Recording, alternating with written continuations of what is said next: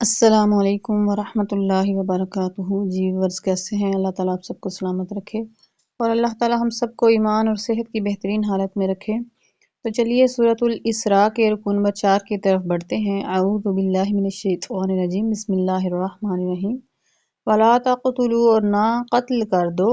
اولادکم اپنی اولادوں کو، خشیۃ ڈر، املاق مفلسی کا، نحن ہم، نرزقہم ان کو رزق دیتے ہیں، وإیاکم اور تمہیں بھی،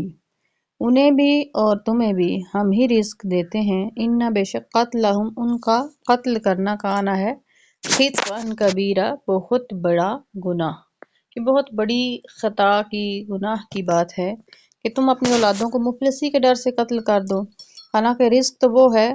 کہ اللہ تعالیٰ دینے والا ہے۔ اگر تھوڑی اولاد ہوگی تو بھی رزق اللہ کے ہاتھ ہے، اگر زیادہ ہوگی تو بھی رزق اللہ کے ہاتھ ہے۔ وَلَا تَقْرَبُوا الزِّنَا، اور نہ قریب جاؤ زنا کے، انہ بے شک وہ کانا ہے، فاحشہ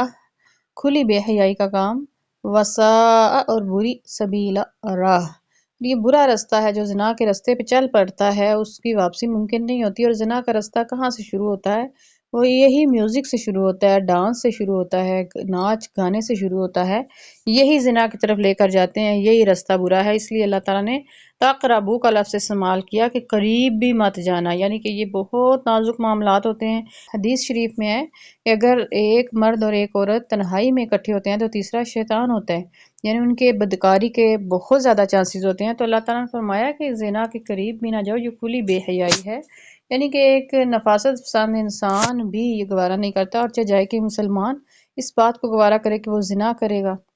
جس کو اللہ تعالیٰ نے نکاح کی جائز حدود جو ہیں اس کے لیے رکھ دی ہیں۔ وَلَا تَقْتُلُوا النَّفْسَ الَّتِي، اور نہ قتل کرو اس جان کو، الَّتِی جو حرام کی ہے اللہ تعالیٰ نے، الا بالحق مگر جائز قانونی طریقے سے۔ جائز قانونی طریقے سے یہی ہے کہ قصاص کا حق ہو، اگر قصاص لینا ہو یعنی بدلہ لینا ہو تو اس میں کسی بھی جان کو قتل کرنے کا حکم اللہ تعالیٰ نے خود دیا ہے۔ وَمَنْ قُتِلَ، اور جسے کوئی قتل کر دیا گیا ہو، مظلومن ظلم کے ساتھ، ظلمن فقد پس تحقیق جعلنا ہم نے بنایا ہے، لی ولی یہی اس کے وارث کے لیے، سلطانن اس کو غلبہ ہے، قانونی ضابطے کے مطابق اختیار ہے، غلبہ ہے، فلا یسرف لیکن نہیں اسراف کرے، فی القتل قتل کے معاملہ میں اس کو اختیار دیا ہے کہ جس نے قتل کیا ہے قاتل کو وہ مارے، ولی جو ہے اس کو اختیار ہے قصاص یعنی بدلہ لے، اور یہ بھی حکومتی سطح پر، نہ کہ خود سے بدلہ لینا۔ اس سے یہاں یہ مراد نہیں ہے کہ خود سے ہی بدلہ لینے چل پڑے،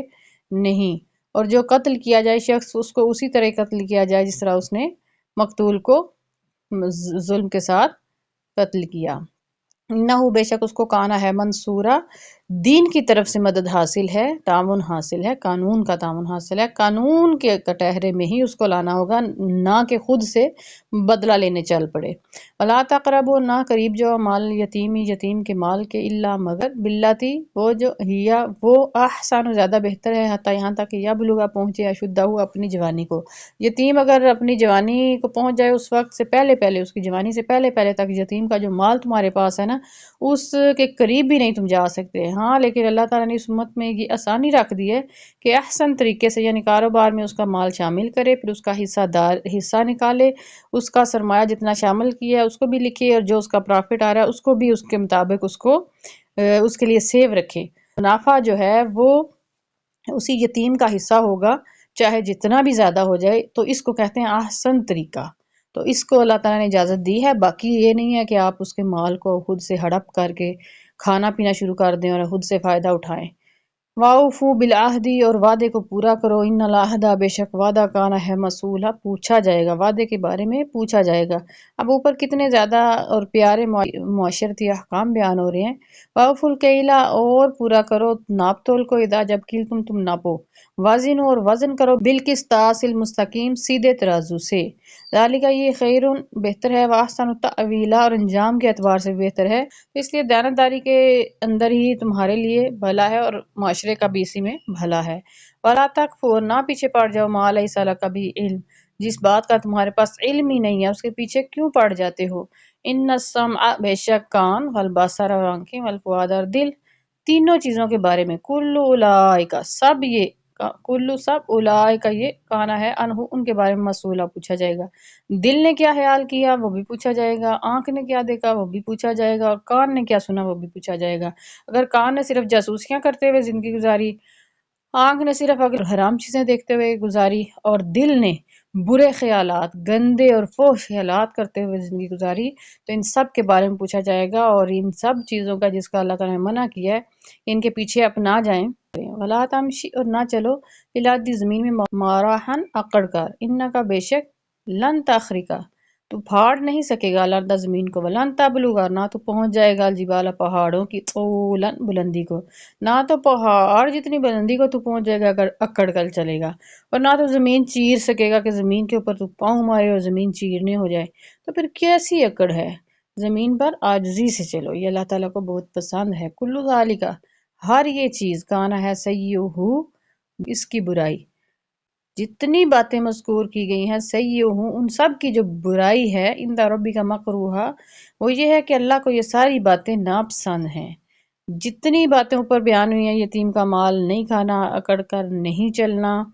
ناپ تول پورا کرنا ہے، وعدے کو پورا کرنا ہے،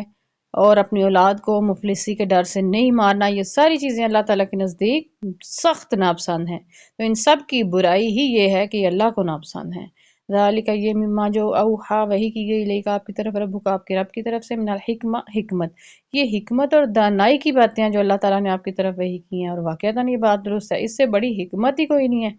ہم تو اللہ کی حکمتوں کو ویسے بھی نہیں سمجھ سکتے، لیکن جو باتیں اس نے ہمیں بتائی ہیں کم از کم اس پہ عمل تو کر سکتے ہیں نا،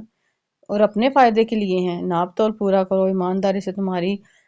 ساکھ بہتر ہوگی، اور تمہارا کاروبار پھلے پھولے گا، معاشرہ سنور جائے گا، اور بھی جتنی باتیں اللہ تعالیٰ نے بیان فرمائی ہیں یہ ہمارے لیے ہی بہتر ہیں، اس لیے اللہ تعالیٰ نے فرمایا کہ یہ حکمت کی اور دانائی کی باتیں ہیں، تو اے انسان تجھے چاہیے کہ اپنے فائدے کے لیے ان پر عمل کر۔ پھر اللہ تعالیٰ نے فرمایا سب اسباق کا ایک ہی سبق، ایک ہی نچوڑ، وَلَا تَجْعَلُوا نہ بنا مع اللہ کے ساتھ الہن معبود آخر دوسرا، فتلقی پس تو ڈالا جائے گا فی جہنم جہنم میں ملومن ملامت زدہ مدحورا دھتکارا ہوا اس کیا فا پس اسفاکم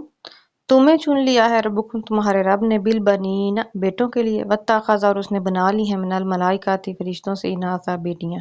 یعنی کہ تمہیں تو اللہ نے بیٹوں کے لیے چن لیا جیسا کہ تم خیال کرتے ہو کہ اللہ نے فرشتوں کو بیٹیاں بنا لیا ہے اور تمہارے لیے بیٹے رکھے ہوئے ہیں،